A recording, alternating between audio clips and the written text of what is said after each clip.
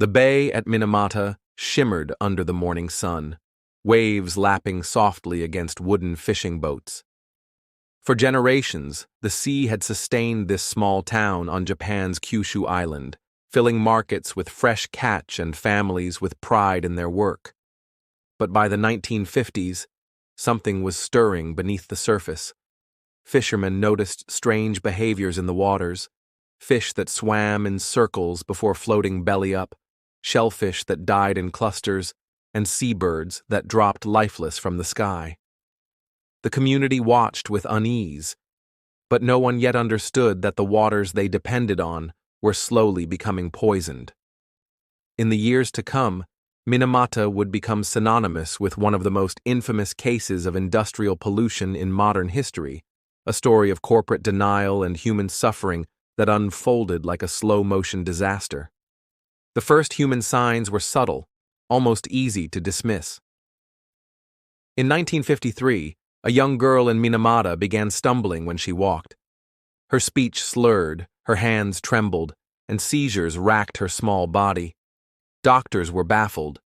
Soon other cases appeared: cats convulsing in alleyways, dogs frothing at the mouth, villagers suddenly unable to control their limbs.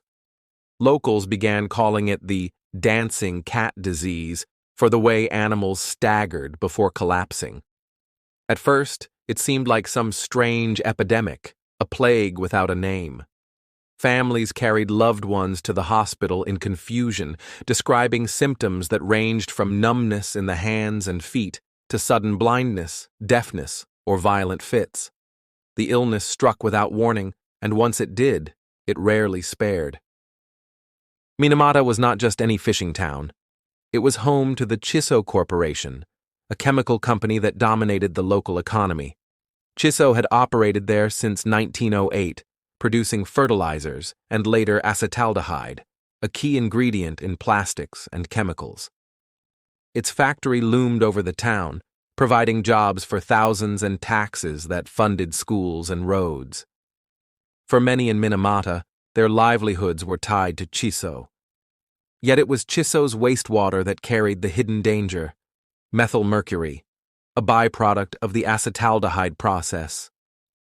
For years, the factory had discharged untreated effluent directly into Minamata Bay. The toxin accumulated in shellfish and fish, concentrating higher with each step up the food chain. When people ate their daily catch, they unknowingly ingested mercury in doses high enough to damage the nervous system. By 1956, the mystery illness had grown impossible to ignore. Doctors at the Chisso Factory Hospital reported cases of what they called an epidemic of an unknown disease of the central nervous system. The condition struck indiscriminately: children and adults, fishermen and housewives. Victims lost control of their bodies, their limbs twisting, their faces contorting. Some slipped into comas, many died. Families watched in horror as neighbors wasted away, and rumors spread through town about the cause. The government dispatched investigators, who confirmed that the disease was linked to eating contaminated seafood from the bay. But when suspicions pointed toward Chisso's wastewater, the company resisted.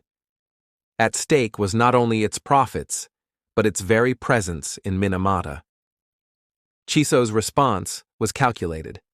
Publicly, the corporation denied responsibility, framing the disease as a mysterious local condition.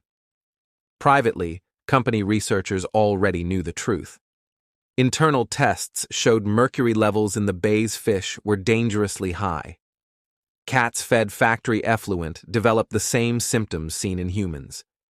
Yet these findings were suppressed, buried under layers of denial. To admit fault would have invited lawsuits, government sanctions, and the collapse of the local economy. Instead, Chisso maintained its innocence, even as bodies piled up. The company continued dumping mercury into the bay for years after the first cases appeared. The suffering deepened through the late 1950s and early 1960s. Children were born with severe deformities, victims of prenatal exposure to mercury. Mothers who ate contaminated fish during pregnancy gave birth to babies with cerebral palsy-like symptoms, crippled limbs, cognitive impairments, seizures. Families struggled to care for these children, many of whom required lifelong support. The fishing industry collapsed as word spread of poisoned seafood. Villagers who once depended on the sea could no longer sell their catch, shunned by buyers afraid of contamination. Poverty spread alongside illness. Yet the company still clung to its denials, insisting there was no conclusive proof linking their wastewater to the strange disease consuming Minamata. The government's response was slow and hesitant, shaped by a post-war Japan still reliant on industrial growth. Chisso was a pillar of the local and national economy, and officials were reluctant to confront it. Reports were delayed, inquiries diluted. Compensation programs, when they came, were limited and conditional, requiring victims to prove their illness met strict criteria. Many who suffered were denied recognition. Families were left not only grieving but humiliated, forced to beg for acknowledgement while enduring stigma from neighbors who feared the disease might be contagious. Victims became pariahs in their own community, marked by their suffering and their struggle for justice. It took decades of protests, lawsuits, and grassroots activism to break through the wall of denial. By the 1960s, citizen groups and journalists brought international attention to Minamata, turning the disease into a symbol of corporate negligence. Photographs of children crippled by mercury poisoning shocked the world. One famous image taken in 1971 by American photojournalist W. Eugene Smith showed a mother cradling her deformed daughter in a bathtub, a haunting echo of the Pietà. It became an icon of industrial tragedy, a picture that made denial impossible. By then, thousands had been affected. Official tallies recognized around 2,000 victims, but activists argued the true number was far higher, with tens of thousands suffering symptoms linked to mercury exposure. Eventually, courts ruled against Chisso, ordering the company to pay compensation.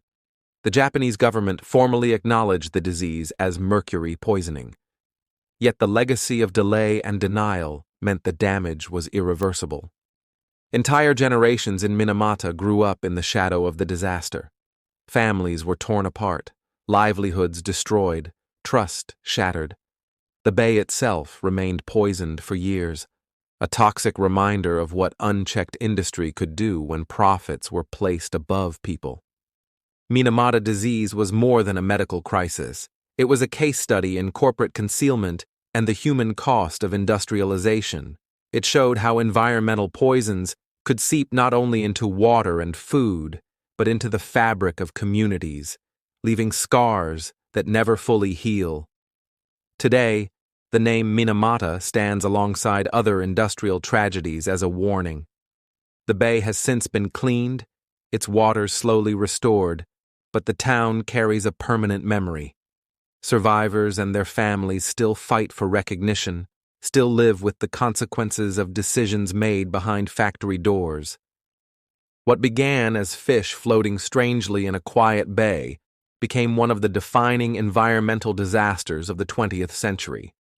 It was a story of ordinary people caught in the crossfire of corporate power and government hesitation, their suffering prolonged by denial and delay. Minamata's lesson is stark. When truth is buried to protect profits, the cost is measured not just in money, but in lives broken, generations lost, and trust betrayed.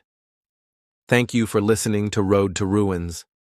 Subscribe for more true stories where systems fail and people pay the price.